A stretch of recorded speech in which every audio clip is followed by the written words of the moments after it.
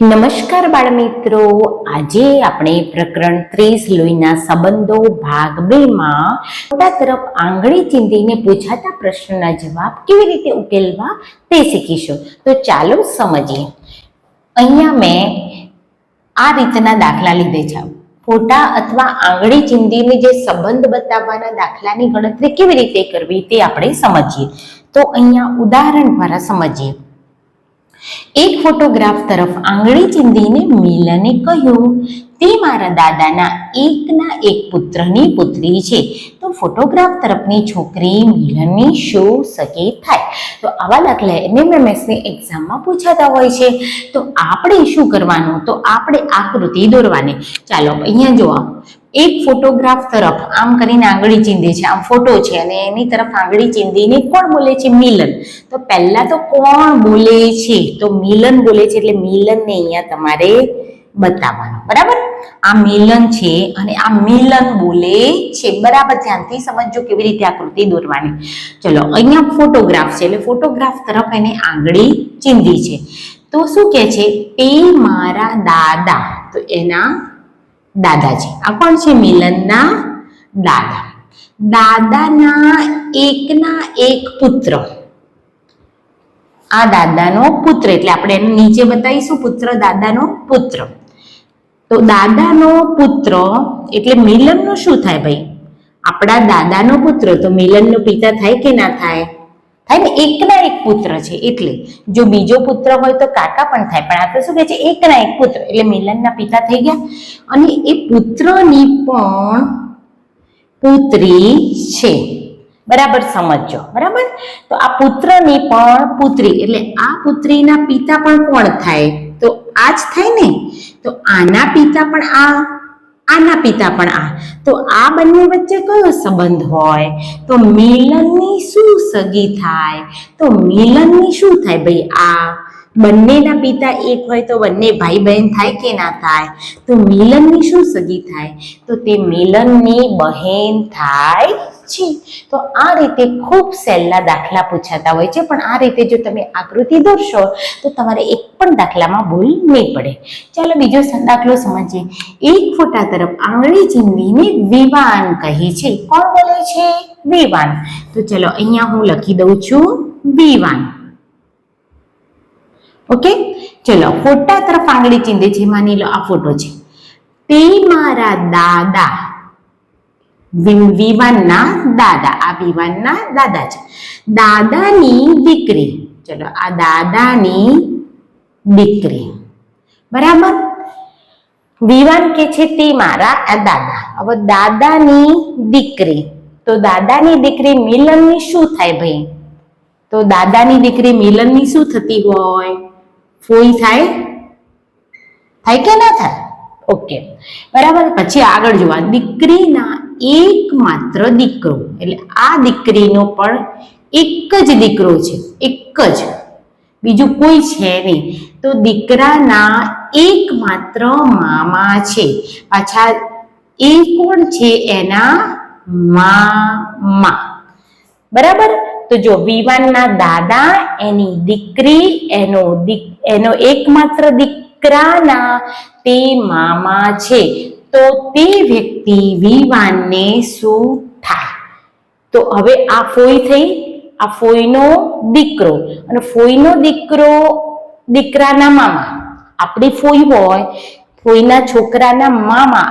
એ શું થાય? આપણી જ ફોઈ, ફોઈના છોકરાના મામા. શું થાય? પિતા થાય કે ના થાય વિવાનને? કારણ કે આ ફોઈના દીકરાના મામા છે. સમજ પડે છે? તમે તમારા અંદર ઘરમાં વિચારજો, પોતે પોતાના સંબંધો ઉપર લેજો. તો આ ફોઈનો દીકરો, આપણી આ ફોઈ થઈ ગઈ, ફોઈનો દીકરો અને એક જ દીકરો છે અને દીકરાના મામા. તો દીકરાના મામા વિવાનના શું થાય? પિતા થાય. તો કયો સંબંધ હશે? બી પિતા એ એનો સંબંધ થાય છે. ચલો હવે નવો દાખલો સમજીએ. તમારા મામાની દીકરીના ફોઈ તમારે શું થાય? ચલો આ હું છું. આપણે તમારા એટલે હું. મારા મામા, મામાની દીકરી. બરાબર. અને દીકરીના ફોઈ, બરાબર. ધ્યાનથી જોજો. આ હું છું, મારા મામા, એટલે આપણે આપણા સંબંધ જોવાના. મારા મામા, મામાની દીકરી અને દીકરીની ફોઈ. તો આપણી શું થાય ભાઈ? આ શું થાય આપણી? તો આપણી તો શું થાય? માં થાય કે ના થાય? આપણા મામાની દીકરીની ફોઈ થતી હોય તો આપણે શું થાય? આપણી તો મમ્મી થાય અથવા તો માં થાય અથવા તો માતા થાય. સમજ પડે છે આ સંબંધોમાં? તો આ રીતે આપણા ઘરના સંબંધો રીતે આપણે પોતાની જાતને અહીંયા મૂકી દેવાની છે અને આવા પ્રશ્નો ઉકેલવાના છે. નવો પ્રશ્ન સમજીએ. મેચ નિહાળતી વખતે એક ખેલાડી તરફ આંગળી ચીંધીને યોગેશ કહે છે. કોણ બોલે છે? યોગેશ બોલે છે. તો આપણે અહીંયા લખી દઈએ યોગેશ.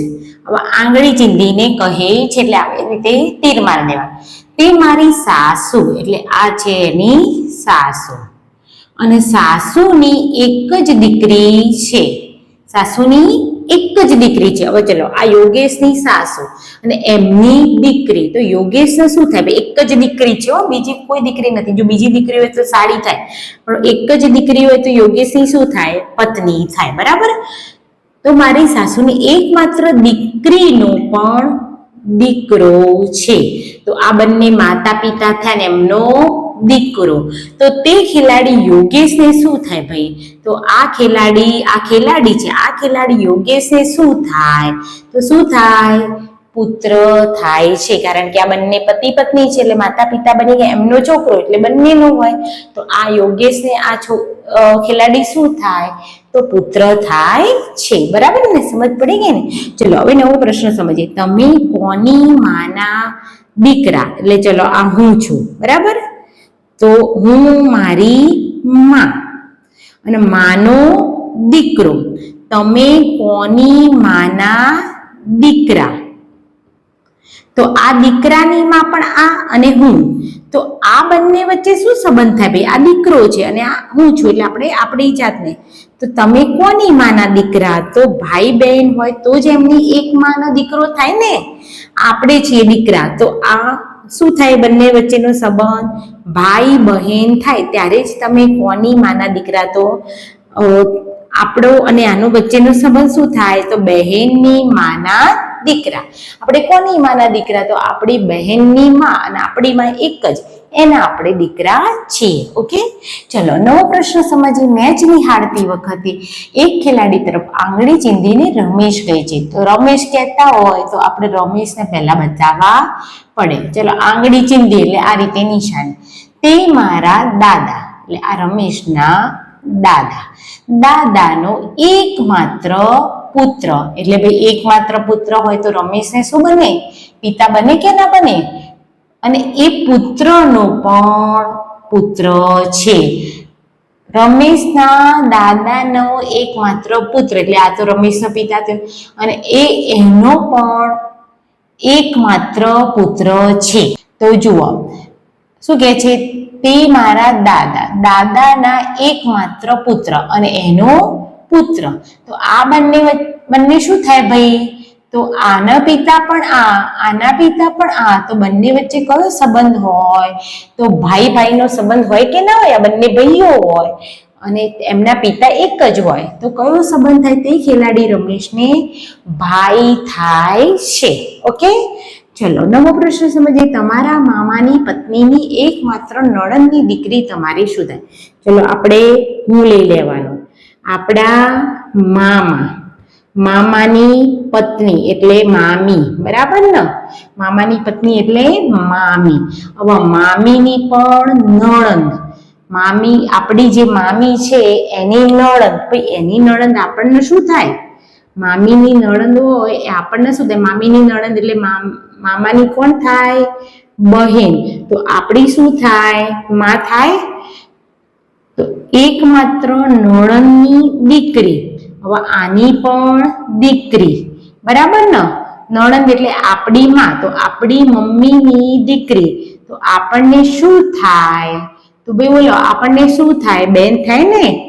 આ મારા મામા, મામાની પત્ની મામી, મામીની નણંદ. તો મામીની નણંદ એટલે આ મામાની તો બહેન થાય, તો મામાની બહેન એટલે આપણી મમ્મી, અને મમ્મીની છોકરી તો આપણી શું થાય? તો આપણી બહેન થાય છે.